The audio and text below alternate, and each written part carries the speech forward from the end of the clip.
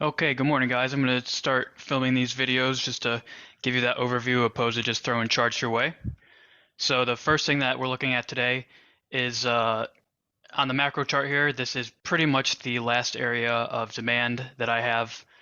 So we can go back a year, 2 years, and find some more, but this is kind of that major pivotal area as everyone's been talking about. And as we know, the weekly moving average is down here hanging out. And I think, as does everybody else, that will remain kind of a magnet for price long term. Perhaps intraday we go after it for the reasons that you saw in the newsletter. We have that strong open drive and just generally super bearish positioning. The one thing that I think we need to remember, though, you can see this in the newsletter, obviously, is we do have that 100% net short overnight inventory. So that's really asking to be unwound. If we say in this macro chart here, you can see this oversold RSI. We continue to be oversold. Just to be devil's advocate, we do have a bit of a divergence setting up here on the, let's see.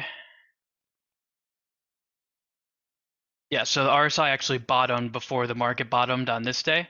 So I mean, nothing key, but like I said, just to be devil's advocate, I'm seeing a little bit of divergence there. And really the more important divergence is on the 4-hour chart here. You can see that as we've been making lower lows, RSI has been making higher lows. So in terms of just macro supply, since we had this big move overnight, we lost this entire value area. I'm actually going to extend this up here. This is now should be a pretty strong supply, just looking at it in terms of the 4-hour. However, again, we have that 100% net short overnight inventory. I cannot stress enough that those are the key ingredients for that squeeze type look. So I'm watching personally the levels that I put in the newsletter today, and I think this 4-hour review op is a pretty good proxy for where that pivot currently is. You can see that if the bulls are able to pierce into the lower end of this value area, the POC itself is near the top. So remember, once price accepts the lower end of a value area, it kind of wants to go and test that POC. So that's near the top of the distribution there. So something to watch, perhaps target if they really get going here with that squeeze. So that's kind of the macro look. Obviously, everything's still bearish. There's not really any reason to get uber bullish here, but we have those divergences. We have that strong supply zone that is still holding on the chart here. And keep in mind, we're still having an inside day. So it's a big sell. We're down, if I look here, we're down about 90. Yeah, I mean, it's a really bearish day, but on the grand scale of things, we still have bulls trying to accumulate here. So I maintain that even if we do start to sell and go after that weekly moving average, I'm still looking at it as a buy point, just based on the oversoldness of the RSI, based on the divergence. As painful as it is for me to say, I'm feeling more bullish than bearish here still. Again, we have to maintain that this supply zone here is going to be difficult.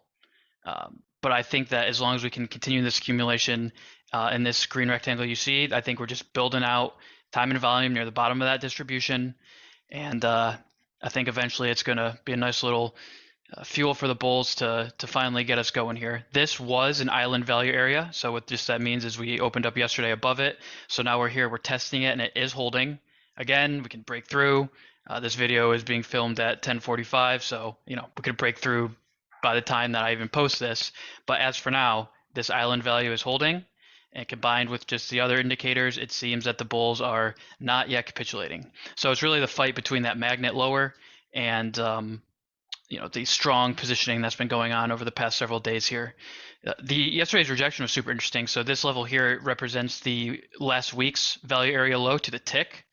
So we got rejected. Remember our rules from the warm-up document. When we go retest those value areas, we often will see that rejection. So we'll see if it continues. But again, I think the bulls are building out a position here. So we will keep watching that. And just intraday wise, Obviously, we're in that super bearish stance, so we're looking for that continuation until something changes. But the first sign that that squeeze that we're talking about from that overnight inventory is going to occur is if the bulls can retake this little rectangle here. So the most important area of that is this white line. On ES, it's going to be at about 70, so just figure about 60-ish on SPX. So I want to see the bulls start to move up into there, and then once they can really conquer this area, that 70 area that's mentioned in the newsletter and SPX, that's when we can look forward to get going. So for me, we have the expected move trade. I put it on already here, just based upon that Rule 16 expected move zone. And for that false break look, I want to see time and volume start to build above the white line, and then we'll start to break higher using the hourly chart. We can look for that as well. So the key areas going forward the rest of the day, remember the low of the day so far is kind of the edge of balance. We start to break through there. We're going to enter into imbalance. We're going to break this major rectangle. We're probably going to start to go toward that SMA. If we get there, again, just looking for the false break, not getting too crazy because everything is still bearish. We just got to react to the tape. But as soon as we can really make a move from there and start breaking through this zone, whenever that is, be it today or another day, I think that's when we'll start to explore a little higher, maybe go toward yesterday's high and see if we can't pierce into the prior week value area. So intraday, like I said, this is kind of the box I'm watching for a bull move. Until then, everything remains bearish. We break a low and we keep going. We enter imbalance. That's obviously super bearish. Not going to be trying to buy the dip until something changes if that occurs. So yeah, so that's what I got so far. And I'm going to start doing these videos. I'll probably do them after market opposed to before here, because you're probably not going to see this if you do see it until the end of the day. But I just kind of wanted to get this going, and it'll get obviously a little more smooth as time goes on too. You know how these things work. So I'm going to come join you guys in the normal Zoom now, and yeah, I hope you like this, and see you soon.